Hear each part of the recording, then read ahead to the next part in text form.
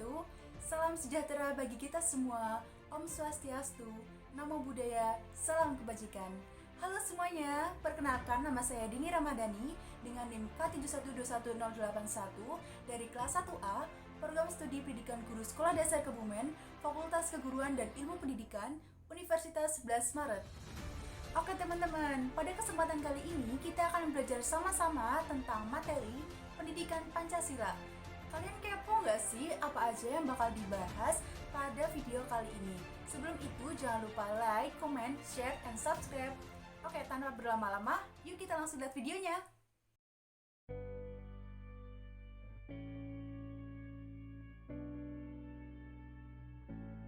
Pancasila di era reformasi, pemerintahan Bakharudin Jusuf Habibie. Peristiwa reformasi ini dilatar belakangi oleh krisis finansial Asia atau krisis moneter yang menyebabkan ekonomi di Indonesia melemah dan semakin besarnya ketidakpuasan masyarakat Indonesia terhadap pemerintahan pimpinan Soeharto. Saat itu menyebabkan terjadinya demonstrasi besar-besaran yang dilakukan berbagai organ aksi mahasiswa di berbagai wilayah di Indonesia. Selepas peristiwa tersebut, pemerintahan Soeharto semakin disorot setelah tragedi Trisakti pada tanggal 12 Mei tahun 1998 yang menyebabkan 4 mahasiswa tertembak mati kemudian memicu kerusuhan Mei tahun 1998 sehari setelahnya. Gerakan mahasiswa pun meluas hampir di seluruh wilayah Indonesia. Di bawah tekanan yang besar dari dalam maupun luar negeri, Soeharto akhirnya memilih untuk mengundurkan diri dari jabatannya sebagai presiden. Nah, teman-teman, disinilah awal mula era reformasi itu. Era reformasi atau pasca Soeharto dimulai pada pertengahan 1998, tepatnya saat Presiden Soeharto mengundurkan diri pada tanggal 21 Mei tahun 1998 dan digantikan oleh wakil presidennya yaitu B.J. Habibie. Kepemimpinan tersebut dimanfaatkan untuk mereformasi segala tatanan pemerintahan terdahulu. Periode ini didirikan oleh lingkungan sosial politik yang lebih terbuka.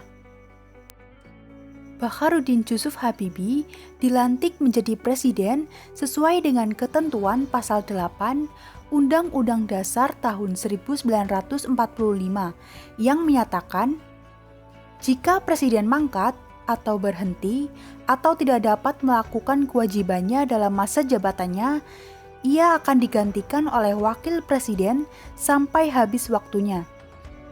Setelah dilantik, B.J. Habibie menyampaikan pidato pertamanya di Istana Merdeka dan disiarkan oleh RRI dan TVRI. B.J. Habibie menyatakan tekadnya untuk melaksanakan reformasi. Pidato tersebut merupakan visi kepemimpinannya guna melaksanakan tuntutan reformasi yang cepat dan tepat. Berikut ini merupakan tayangan video detik-detik kemundurannya Soeharto dan digantikan oleh B.J. Habibie di Istana Merdeka.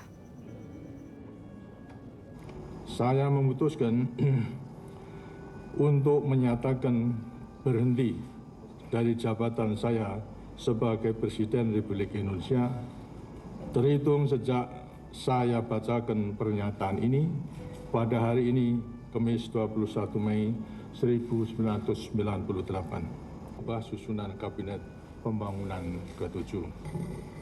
Untuk melaksanakan reformasi dengan cara yang sebaik-baiknya tadi, saya menilai maka Wakil Presiden Republik Indonesia, Profesor Dr. Insinyur B.J. Habibie, yang akan melanjutkan sisa waktu jabatan Presiden Mandataris MPR 1998-2003. Presiden Republik Indonesia oleh Bapak B.J. Habibie.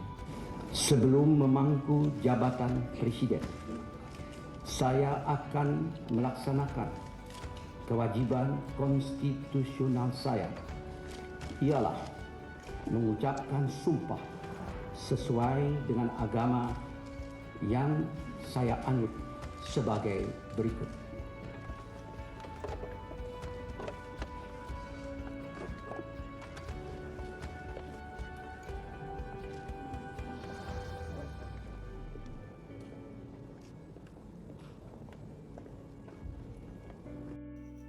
Kemudian, setelah resmi dilantik, Presiden B.J. Habibie membentuk Kabinet Reformasi Pembangunan pada tanggal 22 Mei tahun 1998. Lalu, kebijakan apa saja yang dilakukan oleh B.J. Habibie? Yuk kita simak poin-poin berikut. Kebijakan pemerintahan B.J. Habibie di bidang politik. Yang pertama yaitu memberlakukan otonomi daerah yang lebih demokratis dan meluas melalui TAP MPR nomor 15 tahun 1998. Sebelum masa reformasi, urusan pemerintahan dan keuangan terpusat di Jakarta.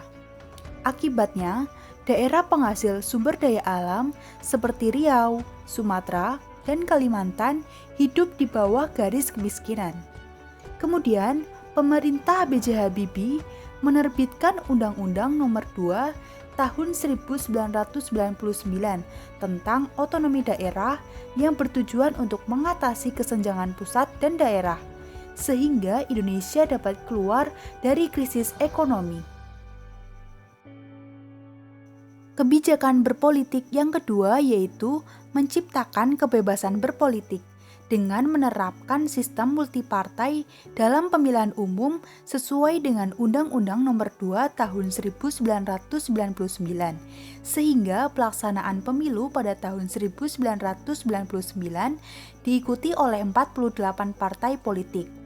Kebijakan yang ketiga yaitu menciptakan kebebasan pers. B.J. Habibie kemudian mengesahkan Undang-Undang Pers pada tanggal 13 September tahun 1999 tentang perlindungan pers dan tugas wartawan. Kebijakan yang keempat yaitu membatasi masa jabatan presiden maksimal sebanyak 2 kali masa jabatan dengan masing-masing masa jabatan selama 5 tahun. Selanjutnya yaitu kebijakan pemerintahan B.J. Habibie di bidang hak asasi manusia. Yang pertama yaitu pembebasan amnesti dan abolisi untuk tahanan dan narapidana politik pada masa Orde Baru. Perlu diketahui teman-teman, amnesti yaitu pengampunan atau penghapusan hukuman yang diberikan presiden kepada narapidana. Sedangkan abolisi yaitu penghapusan proses hukum yang sedang berjalan kepada seorang terpidana. Salah satu kasusnya yaitu pembebasan Sri Bintang Pamungkas yang dipenjara karena mengkritik kebijakan Soeharto. Menurut B.J. Habibie, menahan tokoh-tokoh yang berseberangan dengan kebijakan pemerintah tidak sesuai dengan sistem demokrasi. Kebijakan yang kedua yaitu menghilangkan tanda khusus pada KTP warga keturunan Tionghoa. Yang ketiga yaitu menghilangkan diskriminasi ras, etnik, dan agama. Kebijakan pemerintahan B.J. Habibie di bidang ekonomi. B.J. Habibie berhasil mengatasi krisis moneter dengan menurunkan nilai tukar rupiah terhadap dolar dari 16.000 per 1 dolar menjadi 6.700 per 1 dolar. Kemudian, Presiden B.J. Habibie juga berhasil menurunkan laju inflasi, sehingga distribusi kebutuhan pokok mulai kembali berjalan dengan baik. Dan ketiga, menekan praktik monopoli dan tumbuhnya persaingan usaha yang tidak sehat dengan mengeluarkan Undang-Undang Nomor 5 Tahun 1999 dan Undang-Undang Nomor 8 Tahun 1999 tentang perlindungan konsumen. Lalu, bagaimana dengan penerapan Pancasila di era reformasi? Pada masa reformasi, penerapan Pancasila sebagai dasar negara dan pandangan hidup bangsa terus menghadapi berbagai tantangan. Penerapan Pancasila tidak lagi dihadapkan pada ancaman pemberontakan-pemberontakan yang ingin mengganti Pancasila dengan ideologi lain. Akan tetapi, lebih dihadapkan pada kondisi kehidupan masyarakat. Beberapa tantangan yang dihadapi pada masa reformasi antara lain adanya kebebasan berbicara, berorganisasi, berekspresi, dan sebagainya di satu sisi dapat memacu kreativitas masyarakat.